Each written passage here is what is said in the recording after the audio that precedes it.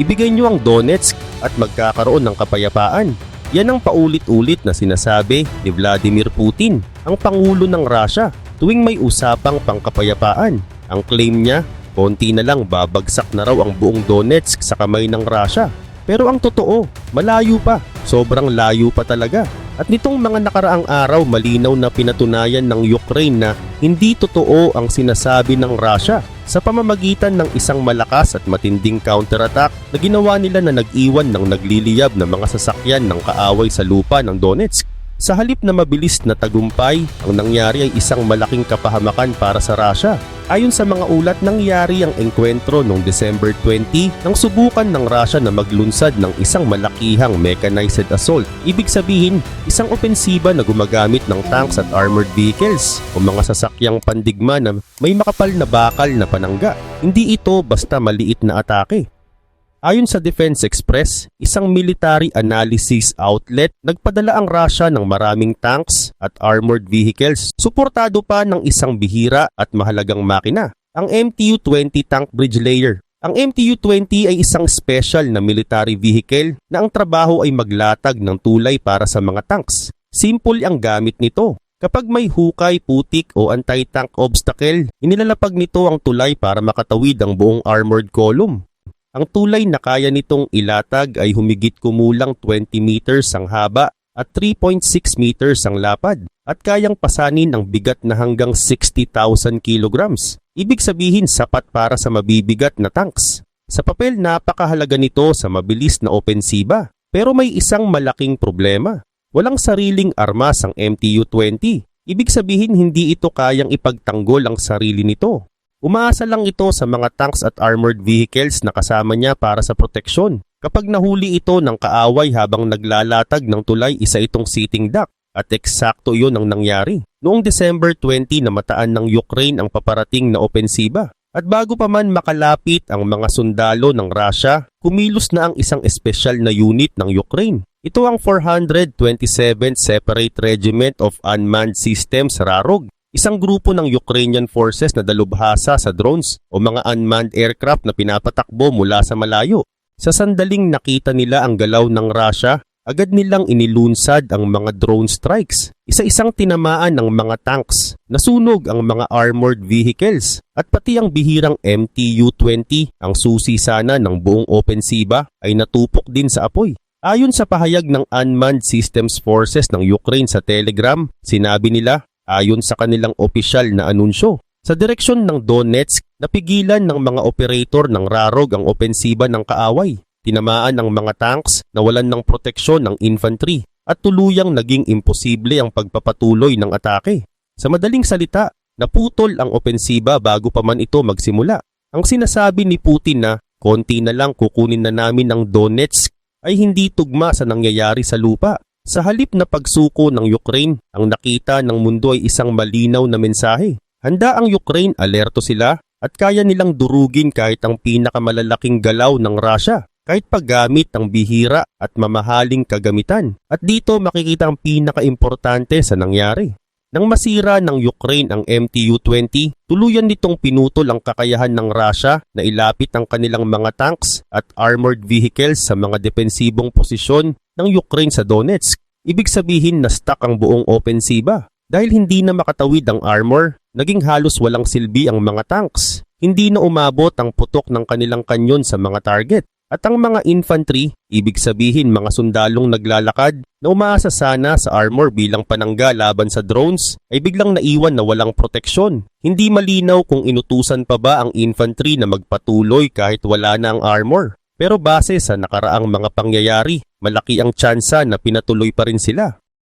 May mahabang record ang Russia ng pagpapadala ng sundalo sa laban kahit kulang o walang suporta. Ayon sa ulat ng The Telegraph noong Nobyembre, masuwerte pa nga raw ang ilang sundalo sa Donetsk dahil may armor silang kasama. May ibang unit ng Russia na ipinadala sa labanan kahit walang helmet at walang bulletproof vest. Ibig sabihin halos walang panangga sa bala. Kaya malamang, kahit nasusunog na ang mga sasakyan, hindi binawi ang utos ng pag-atake. At kung wala kang proteksyon sa isang battlefield na puno ng drones, madali nang isipin ang sumunod na nangyari. Nadurog ang puwersa ng Russia, gaya ng nangyari sa kanilang mga tanks, armored vehicles at mismong bridge layer. Hindi rin nagawa ng Russia ang dati nilang ginagawa, ang itanggi na may nangyaring pagkatalo. Kasabay ng post ng Ukraine's Unmanned Systems Forces sa Telegram, naglabas mismo ang rarog ng video sa YouTube na nagpapakita ng resulta ng drone assault. Ang video ay tumatagal ng humigit kumulang 70 seconds. Nagsisimula ito sa tunog ng nagkakandirit na apoy, kasabay ng imahe ng isang Russian vehicle na tuluyang nilalamon ng apoy. Pagkatapos lilipat ang eksena sa kuha ng FPV drones. Ibig sabihin first-person view drones, mga drone na parang mata ng mismong operator habang lumilipad. Paulit-ulit na makikita ang mga drone na direktang sumasalpok sa target. Sa unang bahagi ng video, malinaw na tinatamaan ng MTU-20 habang papunta pa lang ito sa lugar kung saan sana ilalatag ang tulay. Kitang-kita ang nakatiklop nitong tulay habang ilang beses itong binabangga ng FPV drones. Matapos mawalan ng galaw dahil sa sunod-sunod na tama, tinamaan pa ito ng isang bomba na ibinagsak ng isa pang drone. Pagkaraan ng humigit kumulang 40 seconds ng walang tigil na atake, makikita ang MTU-20 na lubusang nilalamon ng apoy. Isang malinaw na senyales na hindi na ito kailanman mare-recover. Pagkatapos noon, ibinaling ng rarog ang atensyon sa iba pang sasakyan ng Russia. Sa natitirang bahagi ng video, makikita ang FPV drones na tumatama sa mga tanks at armored vehicles. Sunod-sunod ang pagsabog, mga nagbabagang bakal na lang ang natira, mga labi ng dating Russian armor. Sa bawat tama, malinaw ang mensahe ng Ukraine kay Putin. Malayo pa ang Russia sa pagkuha ng Donetsk. Hanggat may opensibang ilulunsad ang Russia, handa ang Ukraine na tumama ng mabilis, eksakto at walang awa. At mas masama pa para sa Russia, hindi doon nagtapos ang pinsala. Sa parehong Telegram post kung saan inanunsyo ang pagkasira ng opensiba sa Donetsk, isiniwalat din ng Ukraine's Unmanned Systems Forces na may isa pa silang mahalagang target na tinamaan. Ayon sa kanila, nais din naming banggitin ang epektibong pag-atake sa BM-21 Grad Multiple Launch Rocket System habang ito ay nagpapaputok sa aming mga posisyon. Ang BM-21 Grad ay isang rocket launcher na kayang magpakawala ng maraming rocket sa maikling oras. Madalas gamitin para sa malawakang pambobomba. Ibig sabihin nito, hindi lang napigilan ang opensiba, napatahimik din ang isa sa pinakamapanganib na sandata ng Russia sa lugar. Dahil sa maayos at sabayang galaw ng mga unit ng Ukraine, naputol ang sunod-sunod na pagpapaputok ng rocket at tuluyang nasira ang combat vehicle. Hindi malinaw kung ang mga drone mismo ng rarog ang direktang tumama sa rocket launcher na yon. Pero isang bagay ang siguradong sigurado. Priority target yon. Kung naiwan pa sa laban ang multiple launch rocket system, ibig sabihin sandatang kayang magpakawala ng maraming rocket ng sabay-sabay. Posibleng naubos muna ang mga drone ng Ukraine bago pa nila natamaan ng tanks, armored vehicles at ang mahalagang bridge layer. Sa madaling salita, kung hindi agad pinatigil iyon, maaring iba ang naging resulta ng buong engkwentro. Ayon sa pahayag ng Ukraine's Unmanned Systems Forces, ayon sa kanila, ang sistematikong operasyon ng 427th Rarog o PBPS ay nagpapahina sa kakayahan ng kaaway na umatake at nagbibigay ng tactical advantage sa defense forces sa ilang bahagi ng front. Ang tactical advantage ay simpleng ibig sabihin, may mas magandang posisyon at mas kontrol ang Ukraine sa laban. At tama sila. Dahil nasira ang isang bihira at mahalagang bridge layer, mahihirapan na ngayon ang Russia na magsagawa ng mga susunod na opensiba sa Donetsk. Lalo na ang mga operasyong kailangang magpatawid ng tanks at armored vehicles sa putikan, hukay o sirang lupa. Para sa Ukraine, mas pabor ito sa kanila. Ibig sabihin, mas madalas nilang makikita ang mga armored units ng Russia na na-stuck bumabagal o hindi makausad. At sa tuwing mangyayari iyon, may isang tiyak na kasunod. Mga FPV drones na muling gagawin ang nakita natin sa footage noong December 20. Mabilis, eksakto at nakamamatay. At malaking posibilidad na kasama ulit ang rarog sa mga susunod na mangyayari. Hindi na rin basta-basta ang reputasyon ng unit na ito. Ang Rarog Regiment ay isang medyo bagong unit sa Ukraine. Ayon sa military land, hindi eksaktong malinaw kung kailan ito nabuo, pero ayon sa Long War Journal, posibleng naitatag ito bandang April 2023. Sa kasalukuyan, tinatayang meron itong 500 hanggang 1,500 na miyembro. Ibig sabihin, malaki ang inilaki ng unit na ito habang tumatagal ang digmaan. may malinaw na ebidensya nito. Noong Pebrero, iniulat ng military land na ang RAROG kasama ang Phoenix Unit ay nakatakdang palawakin at gawing ganap na drone regiment. At kalaunan iyon nga ang nangyari. Ayon sa ulat, ang RAROG ay pinalawak at inayos muli bilang 427th Regiment of Unmanned Systems ng Ground Forces at opisyal na humiwalay sa 24th Mechanized Brigade. Ang Mechanized Brigade ay unit ng hukbo na gumagamit ng tanks at armored vehicles bilang pangunahing lakas. Ibig sabihin nito, mas naging independent at mas nakatutok ang RAROG sa drone warfare. Hindi lang iyon. Itinampok din ng military land na ang RAROG, ang Phoenix at ang Birds of Madjar, isa sa pinakakilalang drone regiments ng Ukraine, ay nagsanib puwersa para bumuo ng isang programa na tinatawag na Power of Drones. Ang programang ito ay aktibong nagre-recruit ng parehong sundalo at sibilyan para sumali sa Ukraine's Unmanned Systems Forces. Ibig sabihin, kahit hindi ka dating sundalo, basta may kakayahan pwede kang maging bahagi ng drone operations. Hindi mangyayari ang ganitong klase ng kooperasyon kung walang matibay na reputasyon ang isang unit. At ang nakita natin sa Donetsk ay malamang lalo pang magpapalakas sa pangalan ng RAROG.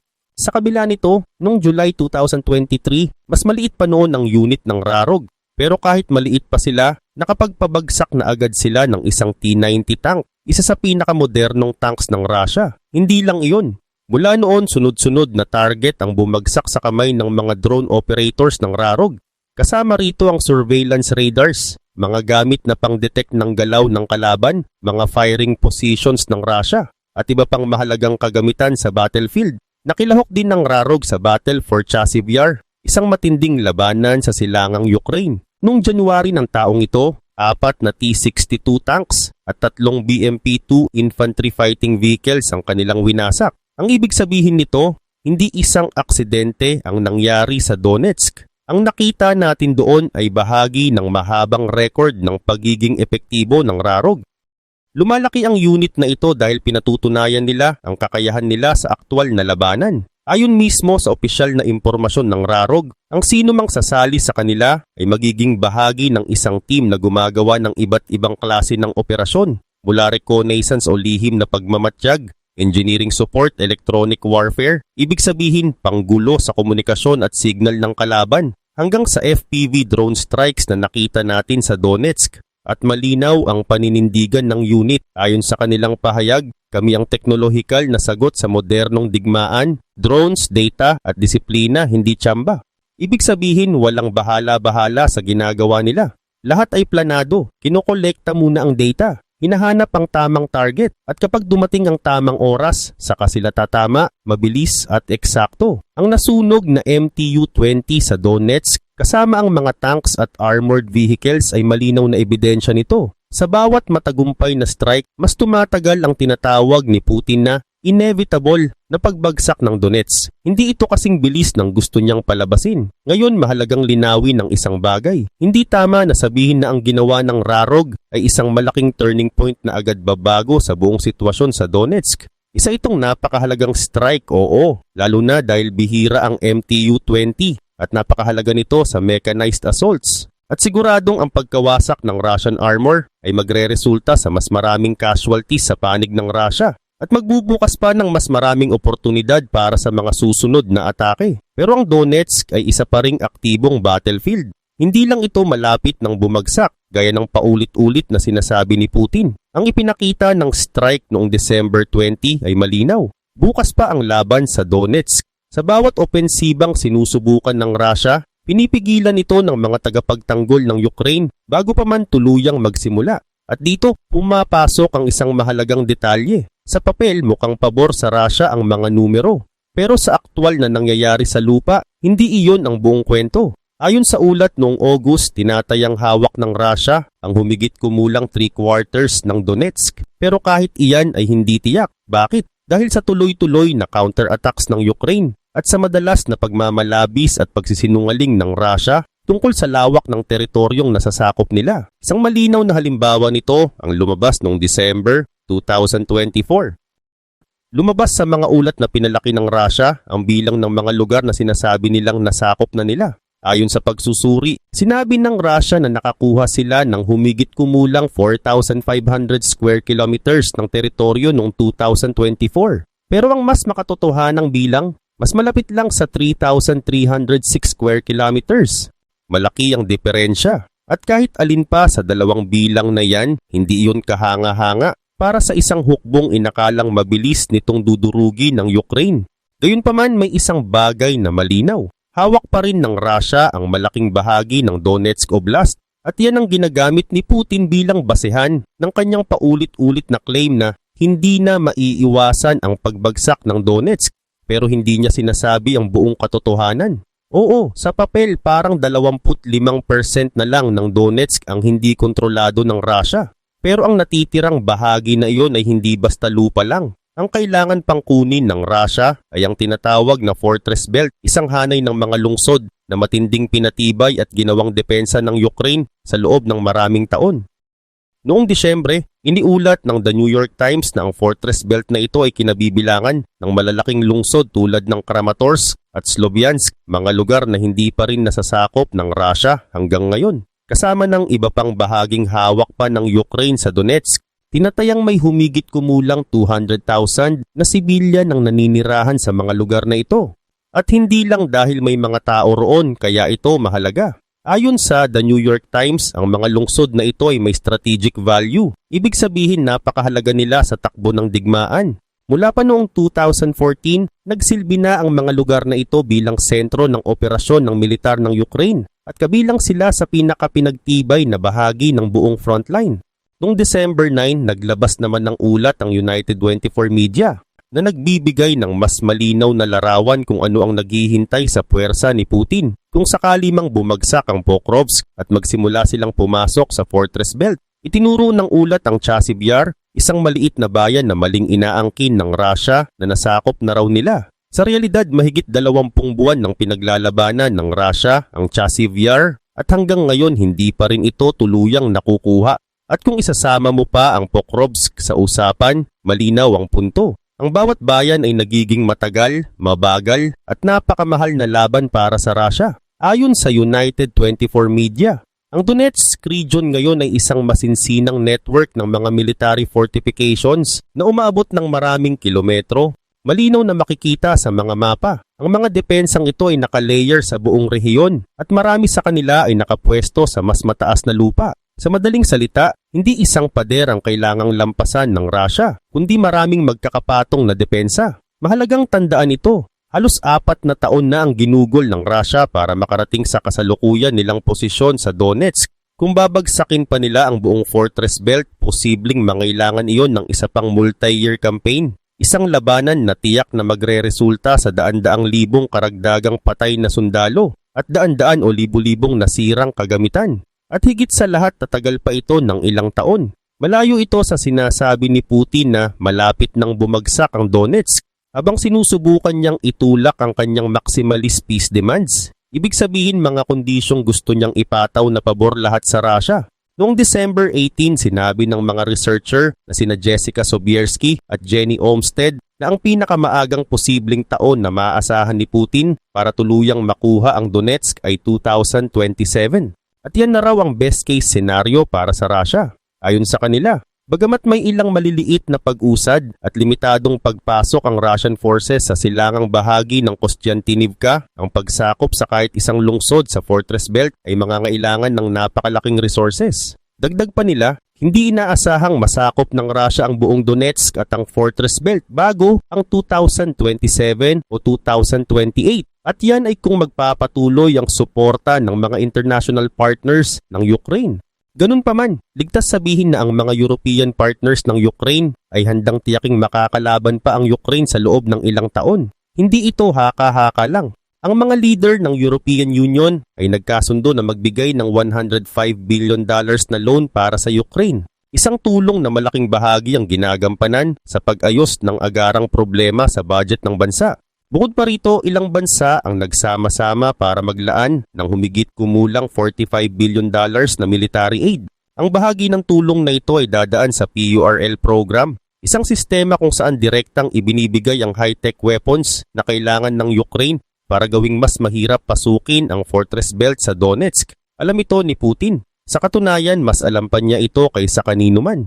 Alam niyang malayo pa sa pagbagsak ang Donetsk. At ang ipinakita ng isang Ukrainian drone regiment ay malinaw na patunay na ang multi-year campaign ng Russia sa Donetsk ay may ilang taon pa bago umabot sa gusto ni Putin. Mas matagal iyon kaysa sa paulit-ulit niyang sinasabi sa publiko. At dahil doon nabunyag si Putin at ang kanyang mga kaalyado bilang mga sinungaling pagdating sa tunay na sitwasyon sa lupa sa Donetsk.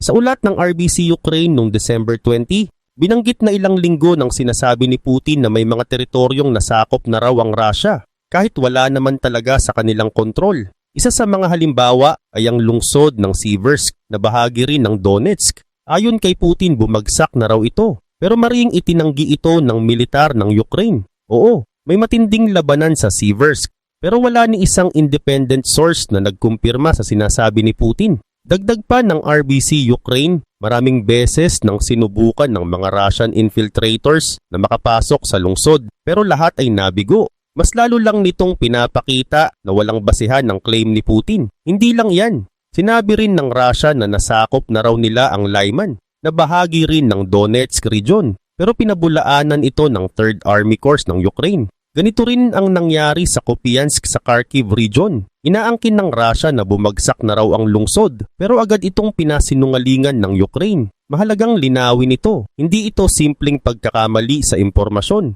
Ito ay tahasan at paulit-ulit na kasinungalingan. Ginagawa ito ni Putin para magmukhang malapit ng manalo ang Russia. Kahit na sa realidad, patuloy silang nawawalan ng tanks, armored vehicles at bihirang kagamitan tulad ng MTU-20 dahil sa mga drone ng Ukraine. Sa halip na pag-usapan ng mga pagkatalong iyon, ginuguhit ni Putin ang maling larawan na ang Donetsk ay nasa bingit na ng pagbagsak.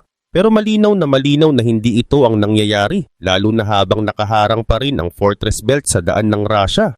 At ang paulit-ulit na kasinungalingan na ito ay nagpapakita rin ng isang bagay. Hindi pa nagagawa ng Russia ang progreso na ipinagmamalaki ng kanilang leader. Kaya hindi lang fortress belt ang kailangang lampasan ng Russia sa Donetsk.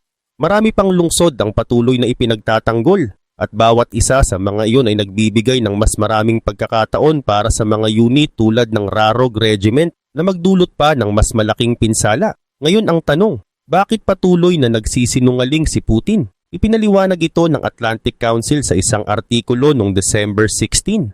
Ayon sa kanila, lahat ng sinasabi ni Putin sa ngayon ay may iisang layunin. Ang impluwensiyahan ng US President Donald Trump at ang kanyang administrasyon na tanggapin ang peace negotiations sa panig ng Russia. Dagdag pa ng Atlantic Council, ang mapagyabang na tindig na ito ay idinisenyo para palakasin ang suporta sa digmaan sa loob ng Russia, pahinain ang loob ng mga Ukrainian at pigilan ang mga kaalyado ng Kyiv. Higit sa lahat, ang layunin ng lahat ng ito ay makumbinsi ang Donald Trump na suportahan ang isang peace deal na pabor sa Kremlin sa pamamagitan ng pagpapaniwala na hindi na raw maiiwasan ang tagumpay ng Russia. Ayon sa Atlantic Council, mahalagang bahagi ng estratehiyang ito ang pagpapalaki at pag-imbento ng mga tagumpay sa battlefield. Kaya malinaw ang papel ng Ukraine ngayon. Kailangang patunayan nila na mali ang sinasabi ni Putin. At dito pumapasok ang halaga ng mga counter-assault tulad ng mga operasyong isinagawa ng Rarog Regiment. Kung si Putin ay nagsisinungaling ng walang ebidensya, ang Ukraine naman ay nagpapakita ng patunay, hindi salita kundi video. Mga footage ng nasusunog na Russian vehicles, mga aktwal na resulta sa lupa. Ipinapakita nito na hindi desperado at hindi hopeless ang sitwasyon sa Donetsk, taliwas sa gusto ng Russia na paniwalaan ng mundo. Sa madaling salita, ang katotohanan ng Ukraine ay kailangang manaig laban sa kasinungalingan ng Russia at may mga palatandaan na posible itong mangyari. Isang malinaw na halimbawa nito ay ang ginagawa ng Volodymyr Zelensky, ang Pangulo ng Ukraine. Sa halip na salita lang, personal siyang bumibisita sa mga lungsod na inaangkin ng Russia na nasakop na raw nila. Kanina, nabanggit natin ang lungsod ng Kupiansk. Sinabi ng Russia na bumagsak na raw ito. Pero pinatunayan ni Zelensky na kasinungalingan iyon. Nang bumisita siya mismo sa lungsod ilang araw lang ang nakalipas sa lugar na sinasabi ng Russia na kontrolado na raw nila. Isang simpleng mensahe iyon pero napakalakas. Kung kaya pang puntahan ng Pangulo, malinaw kung sino talaga ang may hawak.